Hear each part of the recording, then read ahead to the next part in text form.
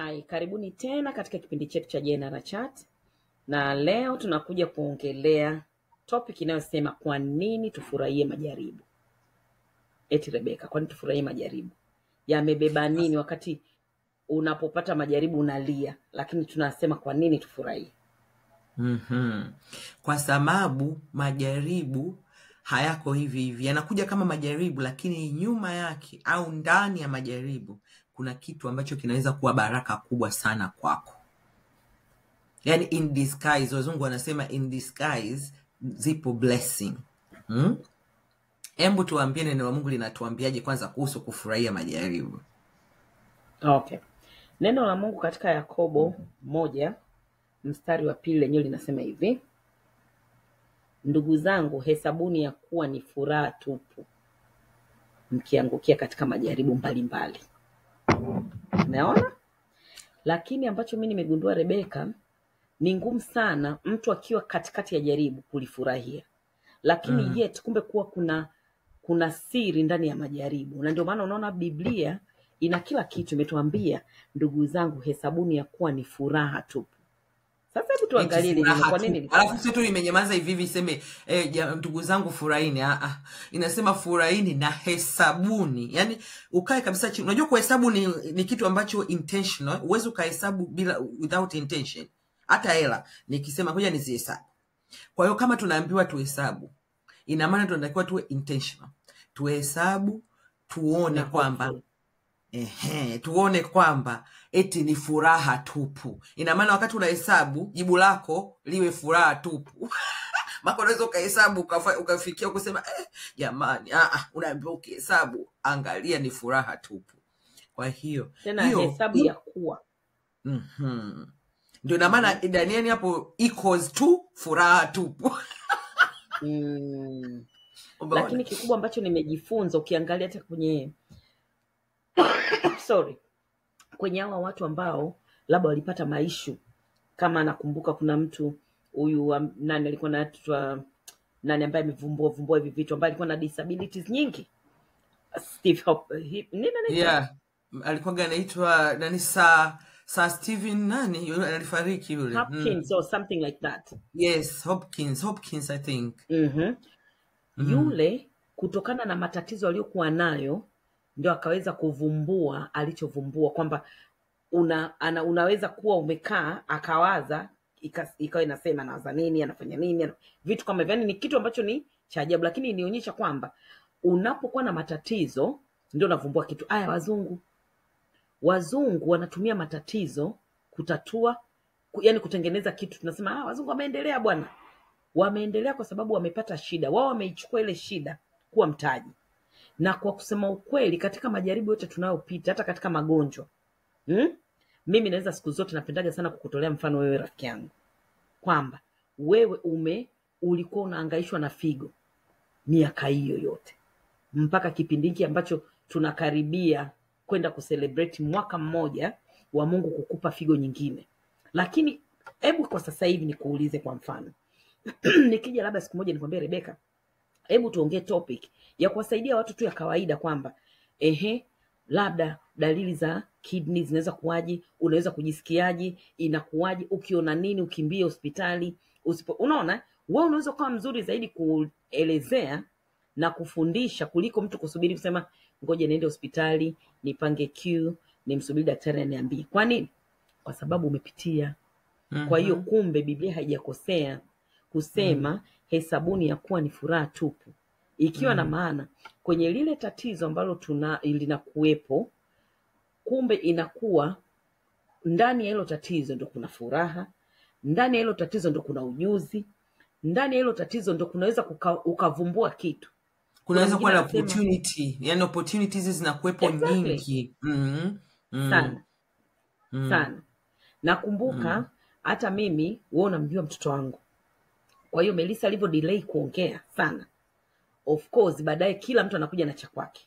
Huyu atasema hiki, huyu atasema kile, lakini baada ya hapo ndipo mimi nilipoanza kudevelop interest ya kwenda kusoma vitu vya upande huu. Umeona? Nimekuja kushtuka kwamba baada ya kumaliza kusoma hivyo vitu, Sasa hivi mtu anakuwa kama market, kila mmoja anafikiria oh we can do this together, oh ukienda kwa ajili utapata hivi, lakini mwanzoni nilijua sikujua. Lakini kwa hiyo ina maana kila ambacho kinakujaga kama tatizo, jamani, ndio mtaji Kimebeba wako. kitu. Kikubwa Kimebeba tu kitu.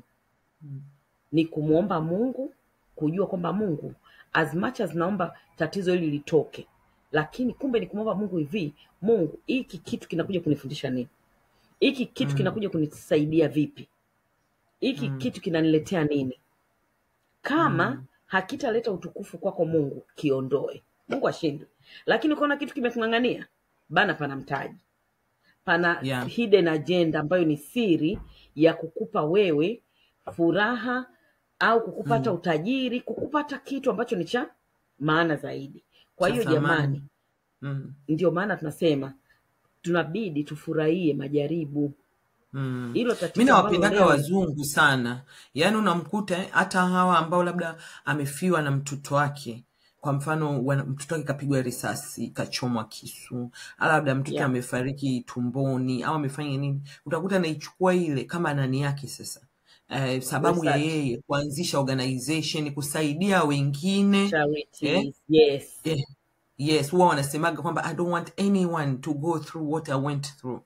Kwa sababu kwa sababu hiyo unamkuta mtu mpaka anafika kwa queen, wakati ule queen kwa king, kwenda kupeleka hiyo organization yake kuimarket, na wengine wanapata mpaka MBE, OBE, wengine mpaka wanakuwa malady saa, kwa sababu ya kitu ambacho kilitokea katika tatizo.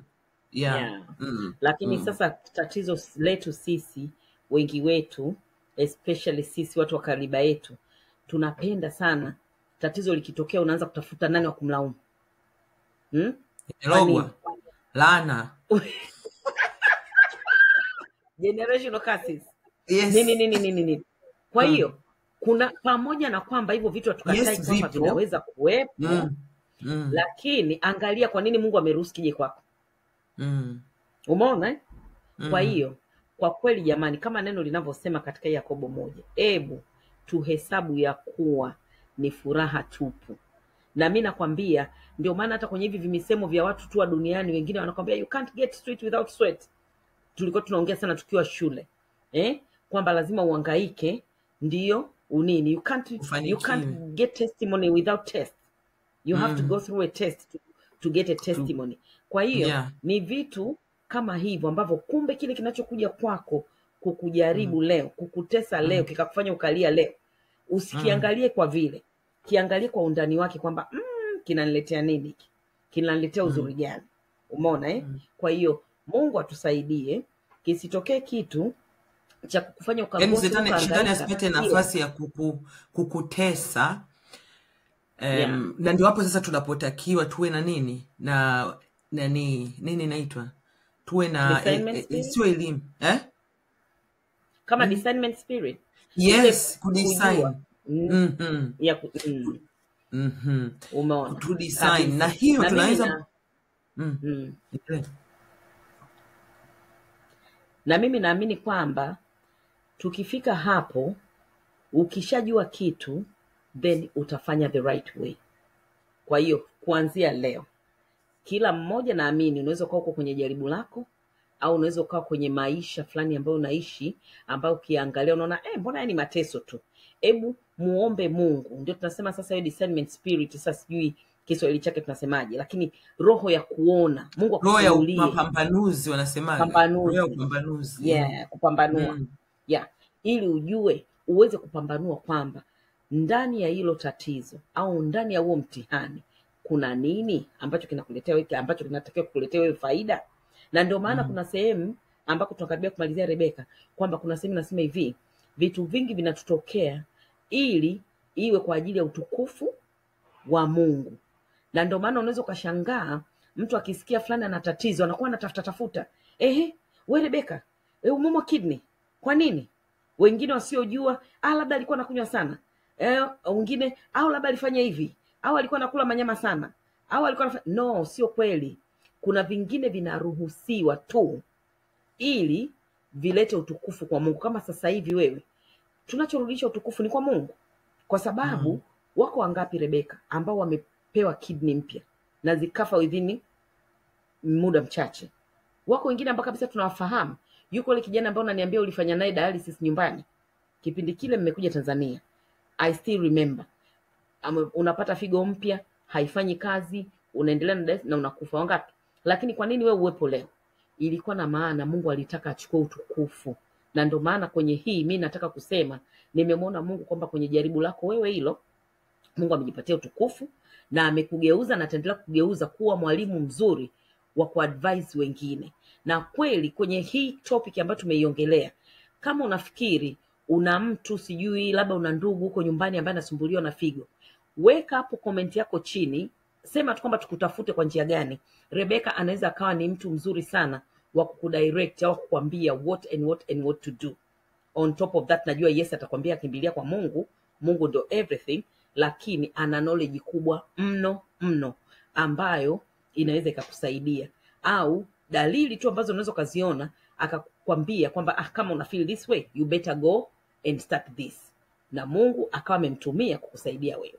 Kwa hiyo ni kweli tunatakiwa tufurahi tunapoingia majaribuni, na Mungu atubariki. Amen. Amen. Amen. Sawa basi wapendwa, kama utataka subscribe, share, like and comment, tutafurahi sana na Mungu akubariki. Amen. Amen.